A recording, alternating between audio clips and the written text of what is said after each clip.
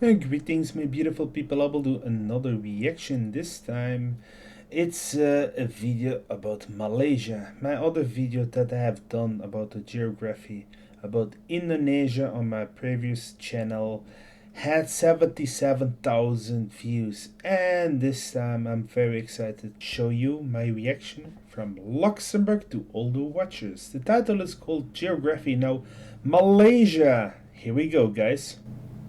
Well, here we go. Ever since I made the Indonesia episode, you have no idea how many Malaysians were like, Okay, now that you did our cousins episode, do not mess with ours. oh, don't worry, Malaysia, and here to reassure you, I made you some nasi goreng.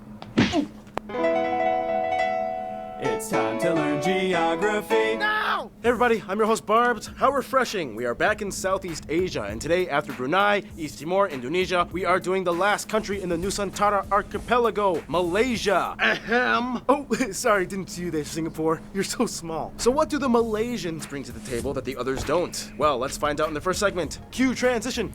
I mean, already my first impression is if you should draw that by the hand. I mean, the lines of white and red is easy, but this star, to draw it by hand, is not the easiest flag to draw. Cue transition. Now this is going to be really fun because Malaysia's land has so many unique twists and turns, and explaining it, it's kind of like doing a Rubik's Cube blindfolded, right, Ken? Right, totally. Yeah.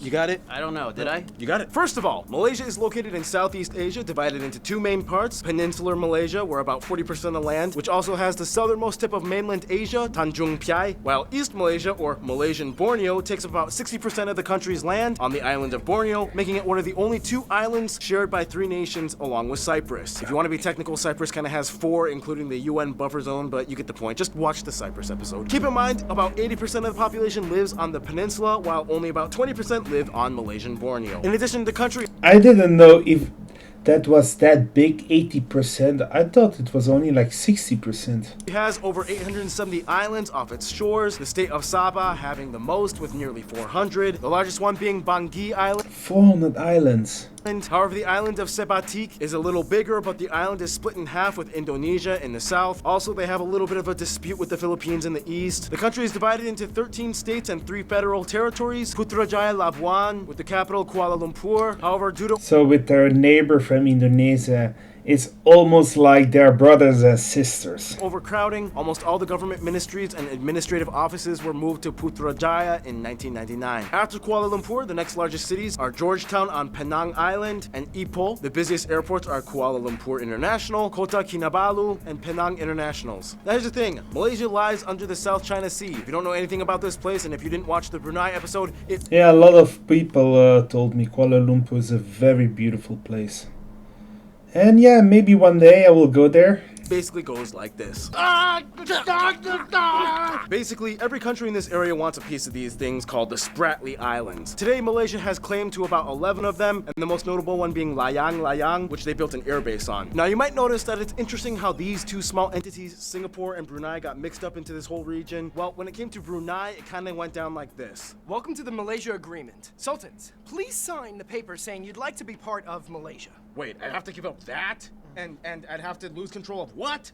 Oh, hell no. As for Singapore, it was more like, Hey Malaysia, you just got free from British rule. Let's join up. Make sense? Yeah, we are now one country.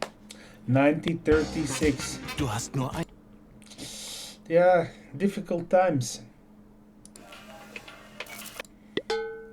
You have too many Chinese people, and you're gonna waste my money. Yeah, well you only get privileges to the Malays! You know what? You're out of the club. Yeah, fine, you know, whatever. I quit. One day, you know what? I'm gonna make something of myself! Okay. and boy howdy did they keep that promise. Otherwise, some notable places of interest might include places like the largest roundabout in the world, the Petronas Towers, the tallest twin buildings in the world, Kuala Lumpur Tower, the Batu Caves with a Hindu shrine, the National Monument of Malaysia, Legoland Malaysia, yep, they have one, Sunway Lagoon, the National Mosque of Malaysia, Maybe that's something for me. Kek Lok Si Buddhist Temple, these palaces, the old Dutch buildings of Malacca, the cat statue of Kuching, this heritage museum, Sarawak cultural villages, and the Sepilak Orangutan Rehabilitation Center. Yep, orangutans, they have plenty of those in here, which means we can now swing over to the next segment,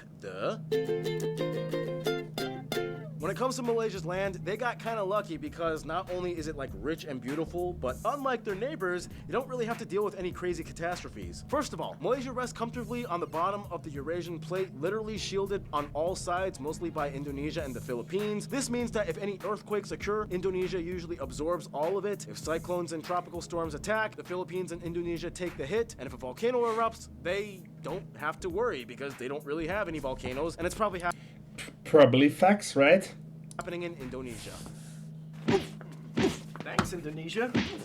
Now, when it comes to nature, even though the largest lake, the Kenyor Reservoir, lies on the West Peninsular Malaysia side, the Eastern Malaysia Borneo side has all the extremes. They have the high. You know, I'm feeling sorry for these people who are watching this from these countries with earthquakes, risk of tsunami, natural disasters. I feel really sorry for that. Highest mountain, Mount Kinabalu, the longest river, the Rajang, and a lot more animals. In fact, Malaysia is one of the most biodiverse countries in the world. They have 14,500 species of flowering plants and trees, over 600 bird species, over 200 species of mammals. Speaking of which, Peninsular Malaysia is home to the most black panthers in the world. Insert Wakanda joke, I don't have time. Speaking of that, the national I didn't even know that. animal is the Malaysian tiger, which is also featured on the coat of arms, which we will cover in Flag Friday. Stay tuned. Otherwise, they have elephants, rhinos, orangutans, and they even have their own version of tapirs like the ones in South America. Wow. And that creepy looking proboscis monkey. Many of these species you can find in one of the oldest rainforests in the world, over 3 times older than the Amazon, Taman Negara. Malaysia is also a land of caves. In fact, they have the largest chamber in the world that can be found in Sarawak. I see so many beautiful pictures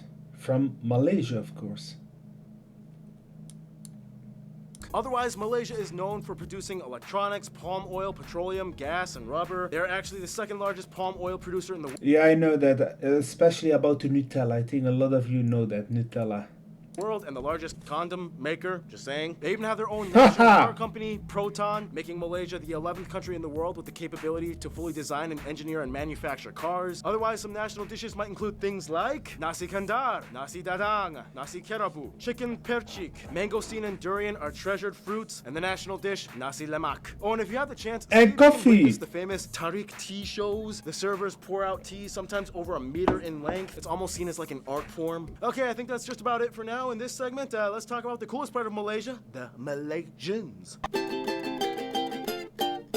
Just for the record, the word Malay refers to the races that make up Malaysia. Malayan is the geographic term for peoples of West Malaysia on the peninsula and not part of Borneo. And Malaysian is the nationality and citizenship. So a Malay person in Singapore is Malay, but not Malaysian. And a citizen of Indian descent living in Kuala Lumpur would be a Malaysian and Malayan, but not Malay. Got it? Probably not. First of all, Okay. the country has about 32 million people and is one of the fastest growing nations in Asia. The country is made up of 67% Malay or Bumiputra indigenous Malay peoples. We'll talk more about that in a bit. About a quarter of the population is Chinese, about 7% are Indians, and the rest are other groups mixed in, including a few other Asian groups and Europeans. They use the Malaysian ringgit as their currency, they use the type G and M plug outlets, and they drive on the left side of the road. Now, here's the thing. Let's talk politics. No, we're not getting into an ideological debate. We're just going to explain the system in which Malaysia's government operates. Proceed.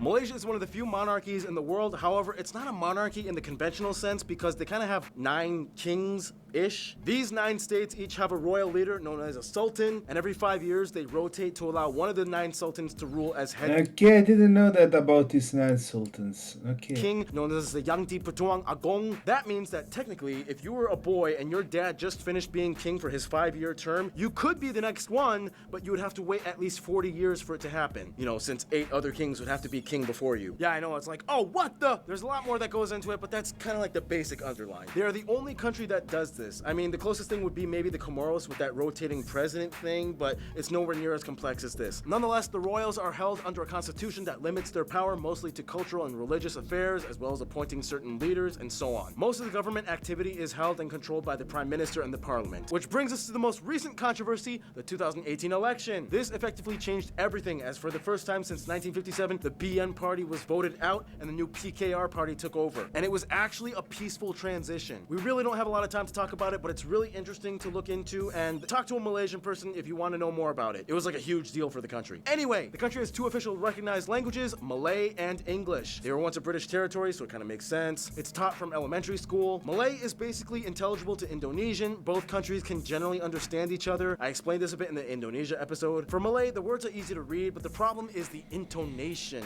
For example, the word for slowly, I believe, is perlahan, not perlahan. It's like you have to know how these things work. Nonetheless, about half of the population is mostly fluent in 3 languages, adding their mother tongue, especially if they're part of the Chinese and Indian minority groups. And they are allowed to take vernacular schools that teach in these languages, just like Singapore. Which brings to culture. In Malaysia, the population is quite diverse. You have a lot of Chinese, known as the Peranakan Chinese, that have existed there since the 15th century. They have a unique Chinese-Malay culture with a touch of European influence. The Indian community is mostly Tamil and Telugu-speaking South Dravidian Indian groups that were brought over during the British colonial years. Then of course you have the largest people group, the ethnic Malays or the Bumiputra, as well as the Orang Asal, whom are like the really indigenous ethnic Malays that make up the majority of the population in East Malaysia on Borneo. Sometimes Really loving this, to see this culture.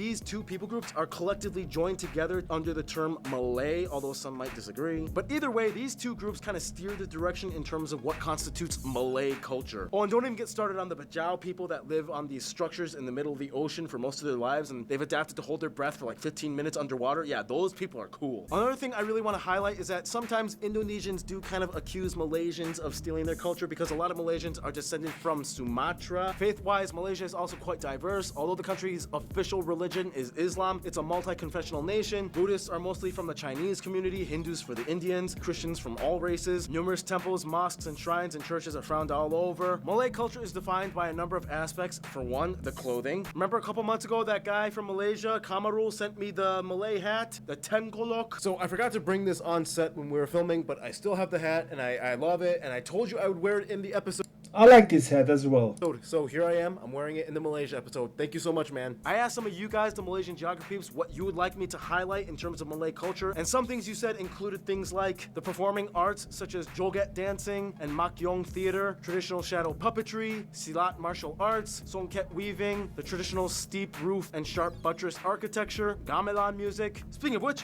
history time. We don't have enough time to go too far into it, but in the quickest way I can put it, Hindu kingdoms, Buddhist kingdoms, Islamic Sultanate, Portuguese came in, Dutch came in, British came in and made the White Raja period, which made things interesting. World War II, Japanese came in, British came in again, independence. Okay, very quickly just to cut, this is the part where I totally forgot to mention all the cool stuff that happened in the 60s. It's how they got those 2 states in Borneo. We'll explain more on Flag/Fan Friday, so stay tuned. Economic restructuring and industry boom, 2018 vote for the new prime minister, and here we are today. All right, some notable people that you guys, the Malaysian geography, suggested that I should mention in this video might include people like Siti Nurhaliza, Lat, the cartoonist, Sheikh Muzaffar Shukor, P. Ramli, Ziavi, Hang Tua, Enrique of Malacca, Michelle Yeoh, Tony Fernandez, Air Asia owner, designer Jimmy Choo, Melinda Louie, singer Yuna, director James Wan, Dr. Mahathir Mohamad, Nicole Ann David, Lee Chong Wei, Henry Golding, and the first Prime Minister, Tunku Abdul Rahman. I'm sure there's way more famous people I could have mentioned, but we gotta move on. Time to go to the last part of this episode,